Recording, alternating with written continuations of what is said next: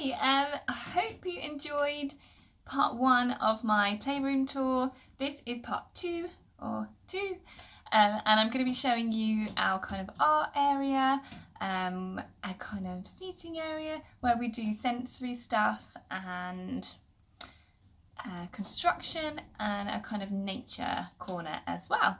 So yeah, enjoy the video. Hope it's useful and informational. Feel free to comment and let me know what your thoughts, and don't forget to like and subscribe as well. So on this side is more kind of art stuff really, and more kind of creative play. We've got lots of recyclables over here, which she uses for all sorts of things really. As you can see, she's kind of drawn on that one. She practices cutting with these tubes and different pieces of cardboard. She uses these boxes for filling and for like little garages for cars. This is her absolute favourite box. It's the perfect size for putting these peg people in. So she uses these for them to sleep. So she puts the little peg people in there.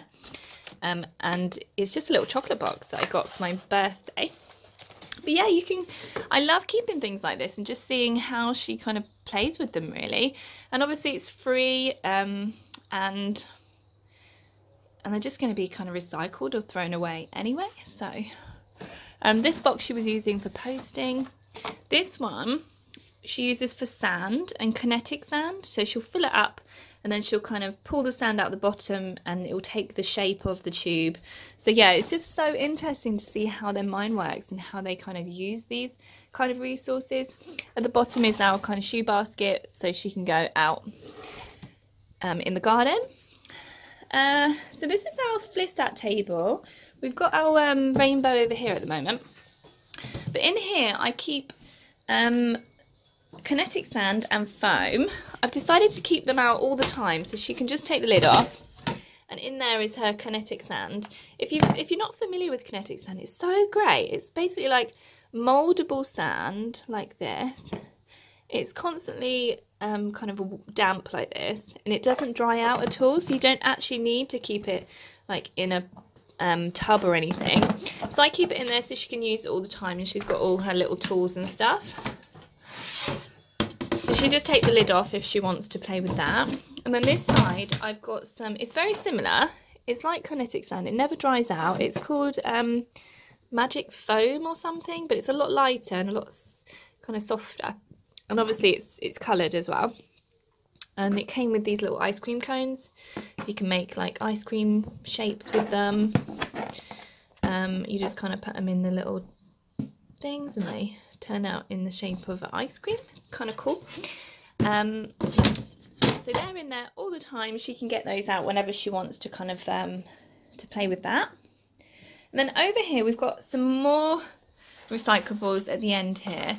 The reason I've done this is because she likes to use this cardboard for cutting, and I've got her scissors right here, so I think it's nice to have things close by so she doesn't have to kind of go far to get it. And then she's got all her kind of art materials up here really. So this is a little art trolley that I created. She's got some dabbers, pencils, some markers, some more pencils. These are paint sticks, which are really great. Some crayons, and then she's got her sharpener for sharpening the pencils. Oh, thank you, sweetheart.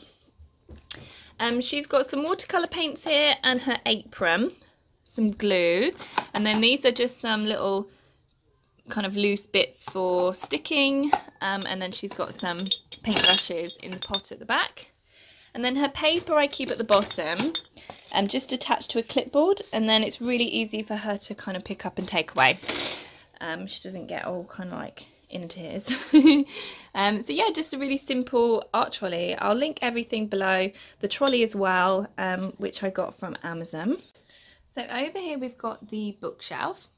It's a little bit overflowing, to be honest. I should clear it out a little bit. But I kind of I keep all her favourites in here, and I add books in to do with particular things that she's interested in. So she really likes the moon, and we've just kind of introduced her to the solar system. And then we've got kind of books centered around particular seasons. So we've got bee books because we're seeing a lot of bees, mini beast books because she loves bugs and things, and then this is my absolute favorite book. It's so amazing because we're grabbing some things in the garden at the moment. We're growing some potatoes and peas and things like that. I thought it'd be really nice for her to know kind of where food comes from and where it kind of how it grows and everything. But it covers so many different plants and fruits and vegetables, and I love this page. It covers chocolate, which is really cool because I didn't really know exactly the process of how chocolate was made, so it's kind of cool because I've learned something too. But yeah, this is a great book. I love this one. Over here we've just got a ball run. This was something I packed away a really long time ago. She stopped playing with it when she was about 1.5 years. So I tidied it away, and then sure enough she saw it in the cupboard and she wanted it out again, and now she's been playing with it every day. It's just kind of a little fun thing for her. I am thinking about introducing maybe a marble run just to make it a bit more challenging, but I think at the moment they're a little bit too challenging for her. I think she'll find it a bit annoying having to how to put it together and that kind of thing. So maybe in a few months that might be something I'll do. So over here we've got more kind of open-ended toys. This is more kind of construction really. So over here we've got some blocks, some coloured blocks. These are like little rainbow blocks, which are kind of cool. And then we've got some magnetic tiles over here, and just a little coin box. And then down here we've got some counting boards. These are beautiful boards that I got from the little coach house. Unfortunately, she doesn't play with them that much. I should have known that really. She did initially, and now she's kind of a bit bored of them. Yeah, so she'll play with those probably for like a minute or two, and then she'll go on to something else. They just don't keep her that engaged. But yeah, I got those because she was really interested in counting. She was counting everything that she got her hands on at one point, and then obviously as time goes on they kind of go on to different things, so she might come back to that, but I keep it here anyway. And then I've got some more kind of glass pebbles she can use for counting. So you're supposed to just kind of count them and put them on the different holes. It goes all the way up to 10. And then just a few like little kind of loose parts here. These are little grappat pieces. Yeah, so that's kind of construction area, I guess, is how I organise it. And then up here is called my kind of nature corner, I guess, wildlife. These are snails that we're keeping. I got this bowl and we've got about 6 snails in there at the moment. They're all sleeping at the moment. But yeah, she started to get really interested in snails. We were finding lots of snails in the garden and she wanted to bring them in, so I said, yeah, why not? Why don't we just make a little house for them? And then we looked up together kind of how to look after them, what kind of things they eat. So it's a really nice way for her to connect to the environment and to nature, and to also have something to kind of take care of and learn about really. So yeah, we kind of feed them every morning. We give them new vegetables and things to eat, and then she'll let them out and kind of let them wander around, and she'll watch them kind of slither and stuff like that. And when she started showing an interest in it, I printed this off, which is the anatomy of a garden snail. It's actually been ruined a bit because the snail climbed up here and made it all kind of wet and crinkly. But yeah, she's very loosely we kind of learn different parts of the snail, just kind of the obvious bits. So she knows where the mouth is, she knows that these are the eyes that stick out, and these are little tentacles, which is quite a cool word. She knows that this is the shell, and she knows that this is the apex in the middle. So just little things, and the foot at the back. So yeah, little things that I can kind of teach her very casually, you know, not like a lesson or anything, just something she would point at and she'll go, what's this? Or I'll say, you know, what's this part of the snail? And she'll say, oh, that's the eyes or whatever. And if we don't know, we'll kind of have a look over here.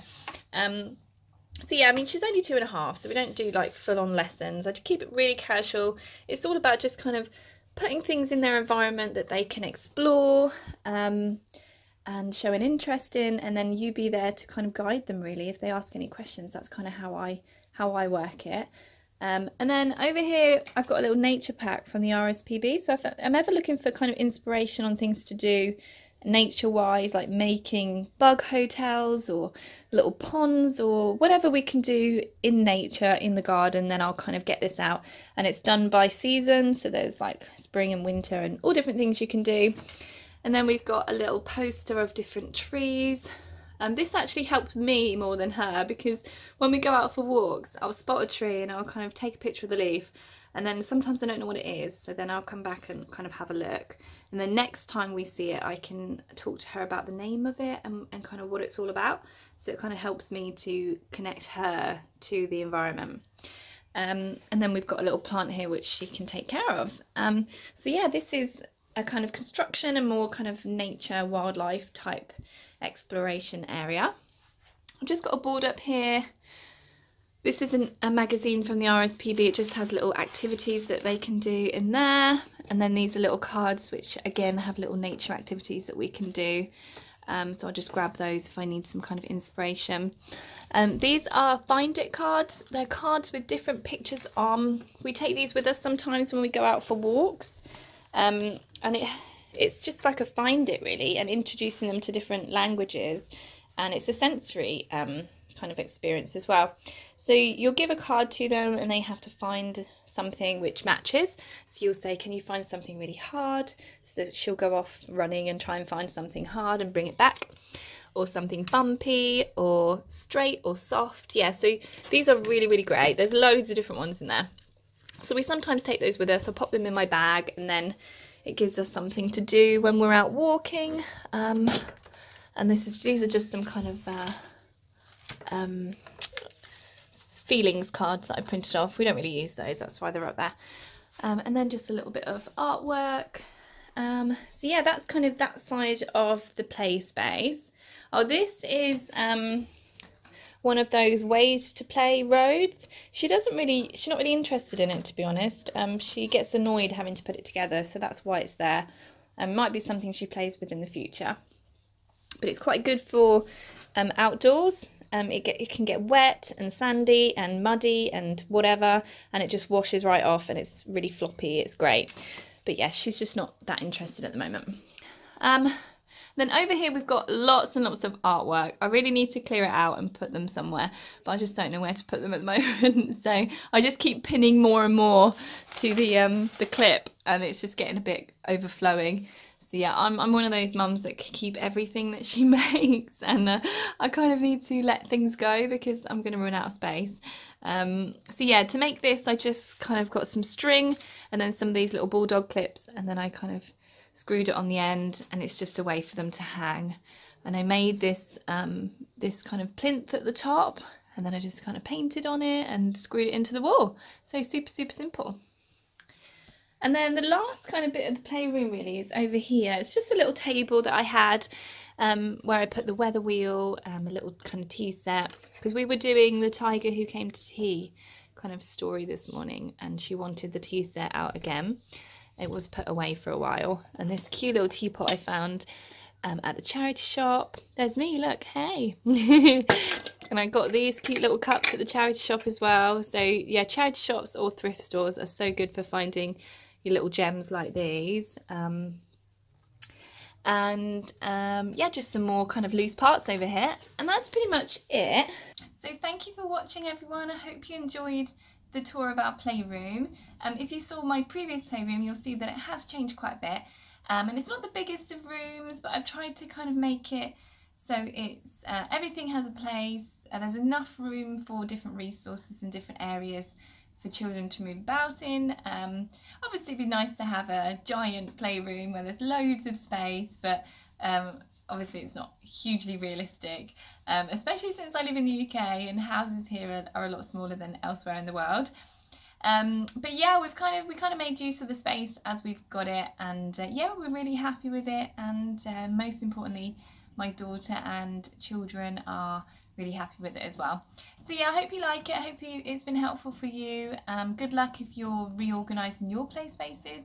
and yeah, do let me know how you get on.